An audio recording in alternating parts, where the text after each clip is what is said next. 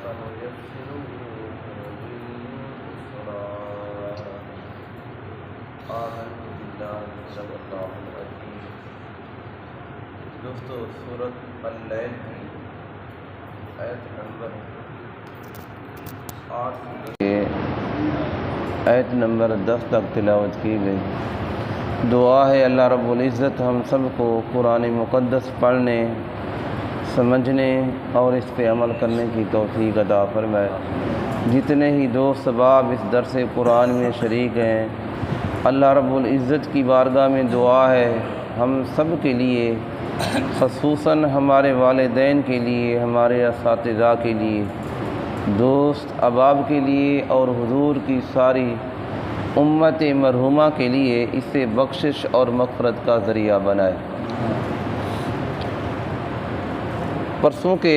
درس کے اندر یہ آیات پرسوں بھی تلاوت ہوئی، لیکن درس پہلی 3 آیتوں کا ہوا۔ اس سے پہلے آج آیت نمبر 8، آیت نمبر 9 اور آیت نمبر 10 کی جو تلاوت کی ہے، انشاءاللہ اس کی تشریح، اس کا مفہوم بیان کرتے ہیں۔ اللہ ہم سب کو عمل کی توفیق عطا فرمائے۔ اس سے پہلے اللہ پاک نے اس بات کا ذکر فرمایا، ایک سخی جو اپنا مال راہ خدا میں خرچ کرتا ہے، اللہ اس سے مرتبہ مقام کیا دیتا ہے، اس کا ذکر آپ نے پرسوں کے درس کے اندر سنا، اور فرمایا اس نے تصدیق کی اس بات کی بالحسنہ، کہ اسلام کی اور دین کی۔ حسنہ سے مراد لا الہ الا اللہ محمد الرسول اللہ، اس دین اسلام کی اچھی بات کی اس نے تصدیق کی۔ فَسَنُيَسِّرُهُ لِلْيُسْرَىٰ، اللہ نے فرمایا پھر ہم ان لوگوں کے لیے راستے بھی آسان کر دیتے ہیں، جو میرے راستے پہ چلتے ہیں اللہ ان کے لیے پھر آسانیاں پیدا کر دیتا ہے۔ تو آج کے درس کے اندر اللہ پاک نے بخیل کا ذکر فرمایا، جو بخل سے کام لیتا ہے۔ اور یاد رکھیں، ایک سخی ہے، ایک بخیل ہے۔ حضور علیہ الصلوۃ والسلام نے ارشاد فرمایا جو سخی ہے وہ اللہ کا دوست ہے۔ فرمایا جو سخی ہے وہ اس درخت کی مانند ہے جس کی جڑیں جنت کے اندر پہنچتی ہیں۔ فرمایا جو بخیل ہے، فرمایا یہ اس درخت کی مانند ہے جس کی جڑیں دوزخ کے اندر پہنچتی ہیں۔ تو فرمایا وَأَمَّا مَن بَخِلَ، یہاں سے مراد امیہ بن خلف کو بھی لیا گیا، مشرکین مکہ کو بھی لیا گیا، اور تا قیامت تک کے لیے ہر وہ شخص اس سے مراد ہوگا جو بخیل ہے، دین کے ساتھ بھی مخلص نہیں، اپنے آپ کے ساتھ بھی مخلص نہیں۔ تو اللہ پاک نے فرمایا ان کے لیے پھر ہم راستے بھی تنگ کر دیتے ہیں، اور وہ یہ نہ سمجھے کہ ہمارے لیے آسانیاں ہوں گی، نہیں، وہ جس طرح دنیا کے اندر آئے کچھ کما کر واپس اللہ کی بارگاہ میں نہ پہنچے۔ پرسوں کے درس کے اندر ایک بات کا ذکر ہوا، حضور علیہ الصلوۃ والسلام نے سیدنا حضرت ابو ہریرہ رضی اللہ تعالی عنہ، آپ فرماتی ہیں اللہ کے 2 فرشتے نازل ہوتے ہیں، اور ایک وہ فرشتہ آ کے دعا کرتا ہے اس سخی کے لیے جو اللہ کے راستے کے اندر اپنا روپیہ پیسہ خرچ کیا، دین کے کاموں کے اندر خرچ کیا۔ فرمایا وہ فرشتہ اللہ کی بارگاہ میں دعا کرتا ہے، باری تعالیٰ اس کو اس کے بدلے کے اندر اچھا نعم البدل عطا فرما، اس کو وہ صلہ عطا فرما، اس کو وہ مقام عطا فرما جس چیز کے لیے اس نے اللہ کے راستے کے اندر اپنا روپیہ خرچ کیا ہے۔ فرمایا دوسرا فرشتہ جو آسمانوں سے نازل ہوتا ہے وہ بخیل کے حق میں بد دعا کرتا ہے، اور کہتا ہے کہ اللہ اس کے مال کو تباہ و برباد کر دے۔ اب دیکھیں ہم کس مقام پہ کھڑے ہیں۔ اور اسی طرح حضرت علی شیر خدا رضی اللہ تعالی عنہ سے آپ راوی ہیں، جس وقت یہ اللہ کی آیات نازل ہوئیں کہ جس نے بخل کیا واستغنا، اور بے پرواہ بنا رہا، فرمایا اس نے توجہ نہ کی، فَكَذَّبَ بِالْحُسْنَىٰ، اس نے اچھی باتوں کو جھٹلایا، حضور کا انکار کیا، دین کا انکار کیا، قرآن کا انکار کیا۔ تو فرمایا اللہ پاک نے کیا فرمایا، فَسَنُيَسِّرُهُ للعسرا، پھر ہم اس کے لیے تنگیاں پیدا کر دیتے ہیں، پھر ان کو وہ راستے نہیں دکھاتے جس کے لیے اللہ کا قرآن گواہ ہے، صم بکم عمی فہم لا یرجعون، اللہ مہریں لگا دیتا ہے۔ تو اس سے مراد امیہ بن خلف بھی ہے، جس نے حضرت بلال کے ساتھ ظلم زیاتیاں کرتا رہا۔ تو اللہ پاک نے فرمایا، حضرت علی شیر خدا رضی اللہ تعالیٰ عنہ راوی ہیں، آپ عرض کرتے ہیں یا رسول اللہ صلی اللہ علیہ وسلم، پھر تو انسان کا رستہ تنگ ہو گیا، اب اللہ کی مرضی ہے، اس نے پتہ نہیں کس طرح لکھا ہے کس طرح نہیں لکھا، حضور علیہ السلام ہم عمل کریں یا نہ کریں؟ اللہ کے نبی نے ارشاد فرمایا نہیں، ہر آدمی کو عمل کرتے رہنا چاہیے۔ فرمایا اللہ کو معلوم ہے کہ اس کا ٹھکانہ کہاں ہے، اور اللہ اس وقت سے جانتا ہے جس وقت سے اللہ نے اس کو پیدا کیا ہے، اور اسی طرح پھر اللہ تقدیر لکھ دیتا ہے، انسان بھی اسی طرح کا عمل کرتا ہے جو اس اللہ نے پہلے لکھا ہے۔ تو فرمایا اسی طرح اللہ جانتا تھا اس نے دنیا کے اندر جا کے کیا کرنا ہے، تو اسی لیے ہمیں اس بات پہ اللہ کا شکر بھی ادا کرنا چاہیے، اللہ تو نے ہمیں مسلمان لکھا، مسلمانوں کے گھروں کے اندر ہمیں پیدا کیا، یہ تیری مہربانی تھی، ہم نے کسی سے جا کے آج کلمہ پڑھنے کی ضرورت پیش نہیں آئی۔ اللہ کا شکر ہے کہ ہمارے والدین مسلمان تھے، ہم مسلمانوں کے گھروں کے اندر پیدا ہو گئے، اور اسی طرح ہم دین کو پڑھ رہے ہیں اور قرآن کی تلاوت کر رہے ہیں، حضور پر محبت کرتے ہیں، دین کے ساتھ محبت کرتے ہیں، تو یہ اللہ کی مہربانی تھی، اللہ نے شروع سے ہمیں مسلمان اور ہمیں وَأَمَّا مَنْ آتَى وَاتَّقَى وَصَدَّقَ بِالْحُسْنَى، ہم نے اس دین اسلام کا انکار نہیں کیا بلکہ اقرار کیا ہے، انکار نہیں کیا۔ تو اس لیے اللہ پاک نے فرمایا عمل کرتے رہنا چاہیے، اور اللہ کو معلوم تھا جو تم کرو گے اسی طرح کے اللہ راستے بنا دیتا ہے۔ تو فرمایا وَكَذَّبَ بِالْحُسْنَى، فرمایا اس نے جھٹلایا اچھی باتوں کو، دین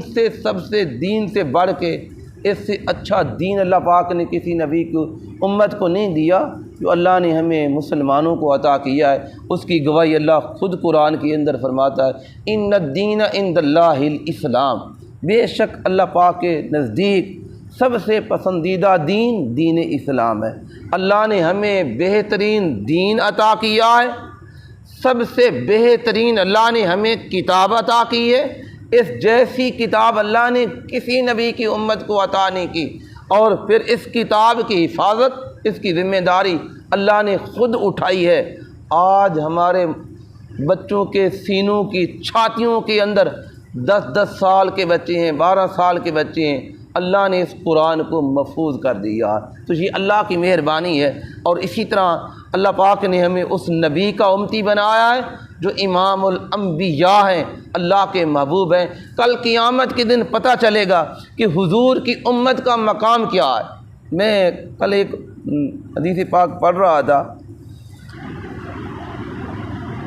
غالباً کہ حضرت سیدنا فاروق اعظم رضی اللہ تعالی عنہ کی باندی ہیں، کنیز ہیں، حضرت زیدہ رضی اللہ تعالی عنہ، کہ حضور کی بارگاہ میں گئیں، اللہ کے نبی نے ارشاد فرمایا زیدہ میرے پاس آیا جایا کرو، اور آج کس طرح آپ تشریف لائیں؟ تو حضرت زیدہ رضی اللہ تعالی عنہ نے عرض کرتی ہیں یا رسول اللہ صلی اللہ علیہ وسلم،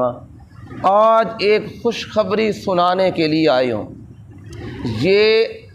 حضور کے صحابہ کی کنیزوں کا یہ عالم ہے، تو پھر حضور کے صحابہ کا کتنا مقام ہے اور اللہ کے نبی کا پھر کتنا مقام ہے؟ حضرت زیدہ فرماتی یا رسول اللہ، میں آج جنگل کے اندر لکڑیاں اکٹھی کرنے کے لیے اپنے آقا کے پاس ان کو لانا تھا، میں لکڑیاں اکٹھی کر کے اس کا ایک گٹھا تیار کیا، تو اللہ کا ایک فرشتہ آیا آسمانوں سے، اس کا نزول ہوا، انسانی شکل کے اندر آیا، اور اس نے آ کے خوشخبری دی، اور اس نے آ کے کہا جو جنت کا دروغہ ہے اور اس کی طرف سے میں آیا ہوں، اور اللہ کا فرشتہ کہتا ہے کہ حضور کو جا کے خوشخبریاں سنا دو، اللہ آپ کی امت کے 3 حصے بنا دے گا۔ کتنے حصے؟ 3 حصے۔ فرمایا ایک حصہ، ایک جماعت آپ کی بغیر حساب کے چلی جائے گی، بغیر حساب کے ان کا حساب و کتاب نہیں ہوگا۔ فرمایا جو دوسرا حصہ ہوگا اس کا حساب آسان کر دیا جائے گا، وہ آسانی کے ساتھ جنت کے اندر پہنچ جائیں گے۔ اور جو تیسری جماعت ہوگی، فرمایا یا رسول اللہ صلی اللہ علیہ وسلم، وہ آپ کی شفاعت سے جنت کے اندر پہنچ جائے گی۔ حضور علیہ الصلوۃ والسلام خوش ہوئے اور اس کے بعد حضرت زیدہ فرماتی ہیں یا رسول اللہ، میں نے وہ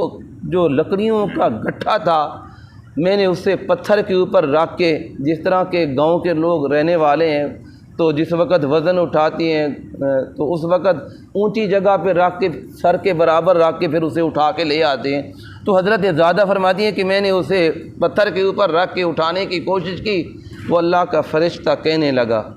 کہ اے اللہ کی بندی، تمہیں اٹھانے کی ضرورت نہیں، ہم اس پتھر کو آرڈر دیتے ہیں یہ آپ کے گھر پہنچا کے آئے گا۔ یا رسول اللہ، وہ میں لکڑیاں اٹھا کر نہیں لائی، وہ پتھر اللہ کے حکم سے یا فرشتے کے حکم سے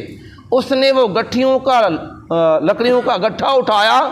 اور سیدنا فاروق اعظم رضی اللہ تعالی عنہ کے گھر تک پہنچا دیا۔ حضور علیہ الصلوۃ والسلام نے فرمایا کہ اللہ نے زیدہ کو وہ مقام مرتبہ عطا کیا ہے اور جو حضرت مریم رضی اللہ تعالی عنہا کو اللہ پاک نے عطا فرمایا او میرے صحابہ جاؤ، ہم چلتی ہیں اور پتھر کے نشانات دیکھتی ہیں، جن راستوں سے وہ پتھر آیا اور پھر جن راستوں سے وہ پتھر گیا۔ اللہ کے نبی اپنے دولت خانے سے اٹھے تشریف لائے، اس پتھر کے نشانات حضور کے صحابہ نے بھی دیکھے اور اللہ کے نبی نے بھی دیکھے۔ تو میرے بھائی، حضور کی امت کا مقام مرتبہ اللہ پاک نے یہ عطا فرمایا، تو اسی لیے اللہ پاک نے فرمایا وَكَذَّبَ بِالْحُسْنَىٰ، اس نے جو اللہ کے دین کو جھٹلایا، دین اسلام کو جھٹایا، حضور کے نبی ہونے کا انکار کیا، دین اسلام سے انکار کیا، تو اللہ پاک نے فرمایا فَسَنُيَسِّرُهُ لِلْعُسْرَىٰ، اور ہم ان کا راستہ تنگ کر دیا۔ تو پھر یہ اللہ کی طرف سے ایک ناراضگی ہوتی ہے، اللہ کی رحمتوں سے جو انسان دور ہو جائے اور پھر اس طرح کے اس جیسے کام کرتا ہے، انسان کہتا ہے یہ بدمعاش ہے، یہ ڈاکہ ڈال رہا ہے، فلاں کر رہا ہے، اس کی تقدیر یا اللہ نے اس کو اپنے دین اسلام کے قریب آنے کے لیے پسند ہی نہیں کیا۔ تو ہم اللہ پاک کا شکر ادا کریں، اللہ پاک ہم سب کو 5 وقت اپنے گھر میں آنے کی توفیق دیتا ہے۔ کوئی نیک عمل کریں، اللہ کے راستے کے اندر خیرات کریں، اپنا روپیہ پیسہ اللہ کے راستے کے اندر خرچ کریں، اللہ کی بارگاہ میں شکر ادا کریں، اللہ یہ تیری توفیق سے میرا کمال نہیں، تو نے ہمیں مہربانی کی، کرم کیا، آج ہم اس مقام پہ کھڑے ہیں۔ تو دعا ہے اللہ رب العزت ہم سب کو حضور علیہ الصلوۃ والسلام کے بتائے ہوئے احکام کے مطابق عمل کی توفیق عطا فرمائے۔ آمین وآخر دعوانا ان الحمد للہ رب العالمین۔